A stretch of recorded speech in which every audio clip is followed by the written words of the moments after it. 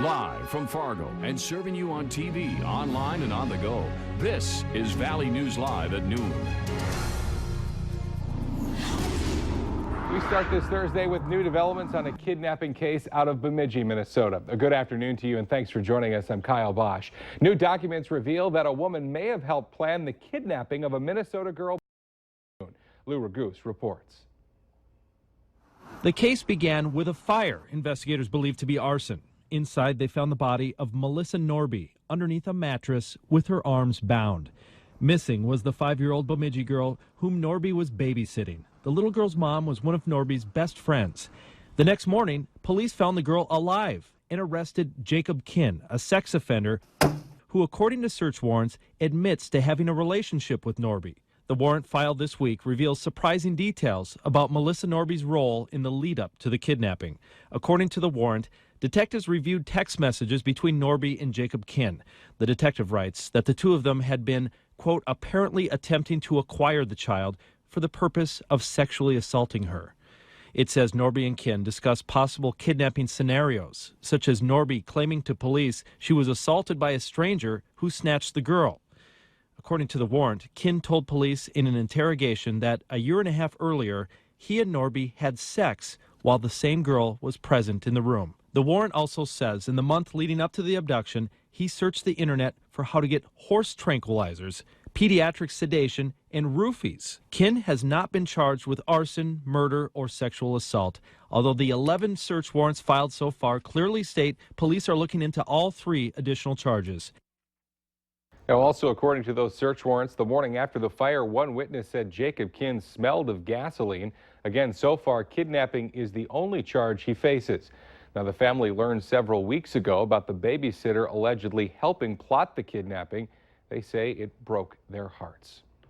Well, investigators are hoping that cell phone records will help them establish a timeline in the kidnapping and murder of a 5-year-old Minnesota girl.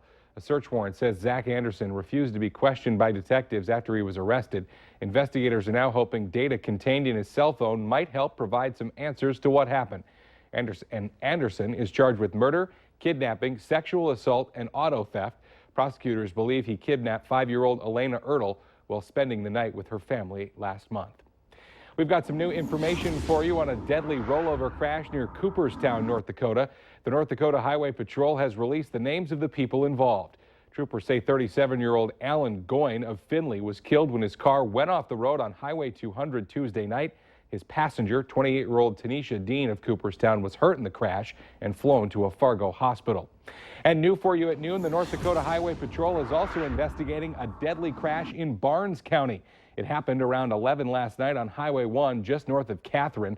Troopers say that 2 cars hit head-on after one of them crossed the center line. One driver was killed, the other was hurt. Their names will be released tomorrow. Well, it looks like we got another nice day out there. Cool temps to start, plenty of sunshine on the way, and hey, we're already almost near 80 degrees. Let's check in now with meteorologist Robert Hahn for a first look at our forecast.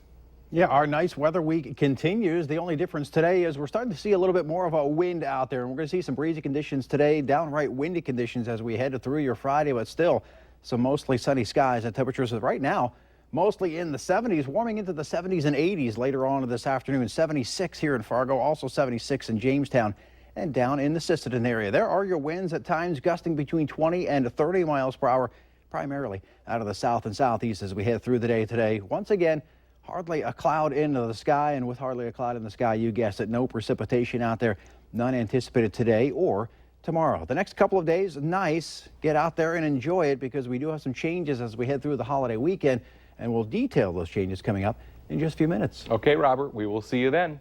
2 men are in jail after getting busted trying to pick up a package full of cocaine in Wahpeton.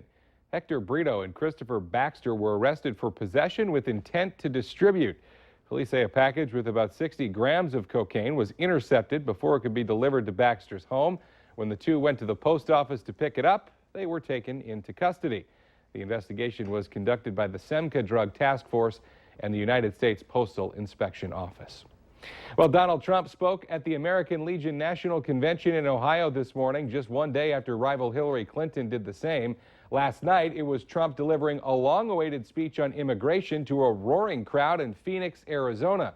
He unveiled his 10-point plan for immigration reform. The ideas include getting Mexico to pay for a border wall and the creation of a deportation task force to deal with undocumented immigrants.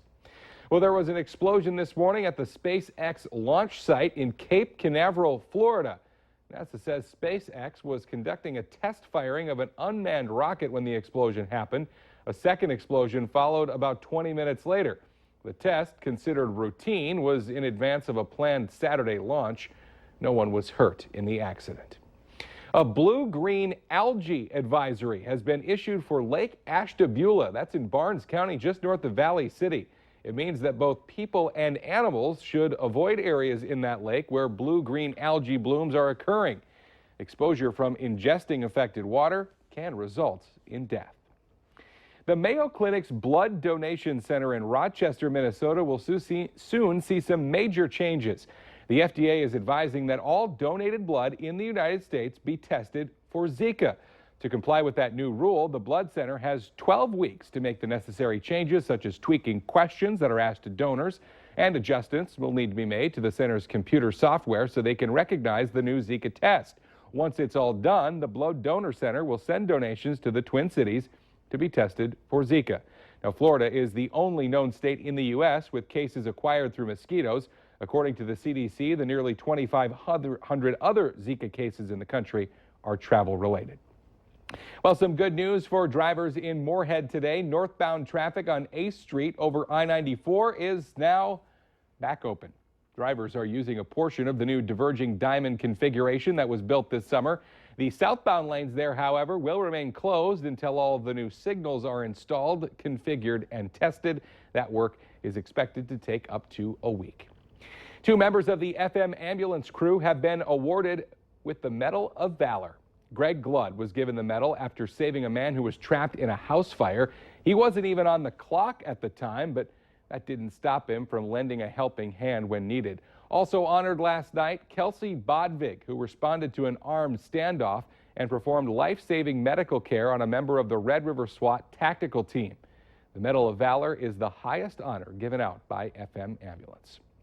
Imagine being awake but groggy when doctors operate on your heart. Still ahead on your news at noon, for some patients, it's the less invasive procedure that they have been waiting for. But next, meteorologist Robert Hahn is coming back in with weather to plan your Thursday.